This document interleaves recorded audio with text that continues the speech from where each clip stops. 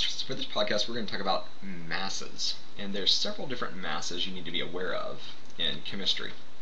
And the last one in this podcast is, in my opinion, the most important, but there's a little bit of background knowledge that would be helpful to know.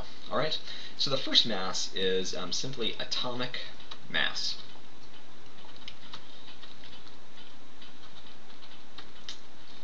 And just from its definition, we can probably figure what this means. It's the mass of an atom. Alright? So, of an atom. And if we look at a periodic table, we'll just pick an atom real quick and we can look at its atomic mass fairly easily. So if we go to a periodic table, if we look at carbon, so right here, it is 12.011. So it is the decimal number on the periodic table. The whole number is what's going to be called the atomic number. We'll learn about this a little bit more second semester. But what we're concerned about now is the decimal number. So 12.011 for carbon, oxygen is 15.999, go back to hydrogen 1.0079.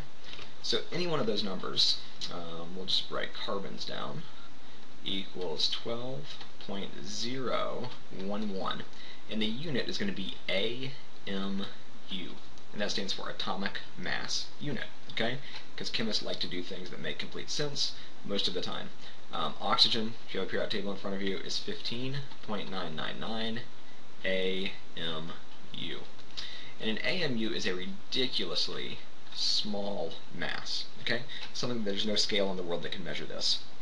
Something on the order of 10 to the negative 22nd grams, okay? So 0.000 with 23 or 21 zeros, like 2 grams. So something ridiculously small. Alright? But it's the mass of a single atom. Similarly, if we have an ionic compound, which we'll learn a little bit more about our next unit. So an ionic compound. An ionic compound, I'll just give you a preview, as a metal with a nonmetal. Okay? So ionic compounds are measured, or when we add the elements that make up this ionic compound together, we get a formula unit. Okay? So a formula unit. And a formula unit still has the unit AMU. Now, I'm not going to show you how you calculate that, but we're simply going to add up the elements that make up that formula unit. So for a good example of an ionic compound is sodium chloride, or salt. Well, it's made up of one sodium and one chlorine. So we're going to simply look at the periodic table and find sodium's mass and chlorine's mass and add them together. Okay? And that's going to be the mass of a single unit of sodium chloride. The next thing is we can have an ionic compound, or we can have covalent compounds. And again, don't worry about this. Covalent compounds are when we have two nonmetals. But when we measure their mass of a single molecule, we get a molecular mass. Why is it molecular mass? Because it's the mass of a molecule. Molecular mass. And molecular mass, likewise, is measured in AMU. So a good example of a covalent compound is something like water. So H2O. So in this case, in this formula, in this molecule, we have 2 hydrogens and 1 oxygen. So we're going to take hydrogen's mass and multiply it by 2, or just add it twice, and then we're going to add that to oxygen. So anyways, we're going to draw a big line here. And just know that the main thing is atomic mass. I'll highlight these. Atomic mass, formula mass, and molecular mass all have the units AMU, AMU, AMU. Okay? That unit is not very helpful. Okay, in fact, it's not helpful at all. So the mass that we are going to talk about most of the time is known as the molar mass.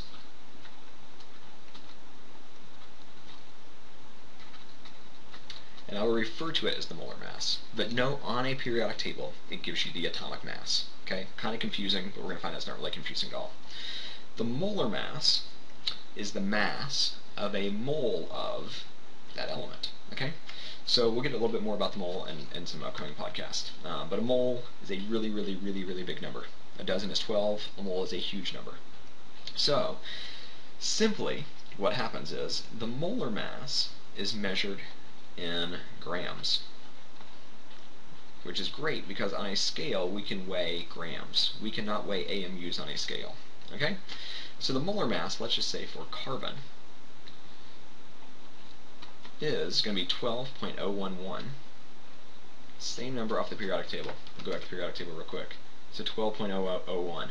That is its atomic mass. You can see that right here, relative atomic mass. However, the atomic mass is the same as the molar mass, except it has the unit grams. Okay? Similarly for oxygen, is 15.999 is its atomic mass in AMUs. It's also its molar mass in grams. So the main thing that we're taking away is molar mass is measured in grams. Alright? If we have these other masses, atomic mass, formula mass, molecular mass is measured in AMUs. So atomic mass is the mass of an atom, molecular mass is the mass of a single molecule, formula unit or formula mass is the mass of a formula unit or the smallest piece of an ionic compound. But molar mass is the mass of a lot of these, and we can actually weigh this on a scale. Okay? So just keeping track what unit you use, but otherwise it's the same number with a different unit.